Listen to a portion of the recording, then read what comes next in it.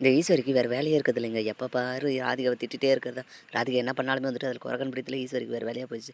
ஏன்னா ரெசார்ட்டுக்கு போலான்னு சொல்லி பிளான் பண்ணதே ராதிகா தான். ஆனா வந்துட்டு ரெசார்ட்டுக்கு நீ என்னாத்துக்கு வர? நீ வந்தாலே எல்லாருக்கும் பிரச்சனைன்னு சொல்லிட்டு ராதிகாவே ஒதுக்க பார்க்குறாங்க ஈஸ்வரி. என்னதான் பண்றது? வேற வழி இல்லையேன்னு சொல்லிட்டு ராதிகாவுமே பொறுத்துட்டு போயிட்டு இருக்காங்க. எப்படியோ நம்ம நெனச்சபடி எல்லாம் நடக்குது. எப்படியோ ஒண்ணு இந்த நாள் மட்டும் நல்லபடியா முடிஞ்சா போதும். மறுநாள் காலையில நம்ம எல்லாருமே வந்து குடும்பத்தோட வீட்ட விட்டு வெளிய போயிடலாம் அப்படின்ற மாரி நெனச்சுட்டு தான் ராதிகா இந்த பிளானே போட்டிருப்பாங்க.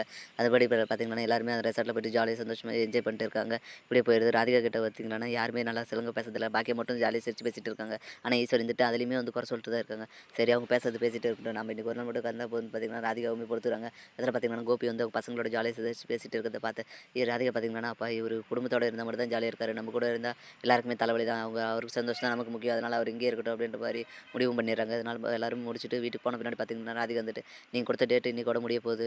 நாளைக்கு காலைல நாங்க எல்லாரும் வீட்ட காலி பண்ணிட்டு போயிடுறோம்" அப்படின்னு மாரி சொல்லிட்டு பார்த்தீங்கன்னா, ரூமுக்கு போயிடுறாங்க. இத கேட்ட கோபி பார்த்தீங்கன்னா, ரொம்ப ஷாக்கிங் ஆகுறாங்க. எல்லாருமே பார்த்தீங்கன்னா, "கோபி நீ எங்கள விட்டு போயிறாதடா. ஆல்ரெடி எங்கள விட்டு போமாட்டேன்னு சொல்லி சத்தியம் பண்ணியிருக்கல.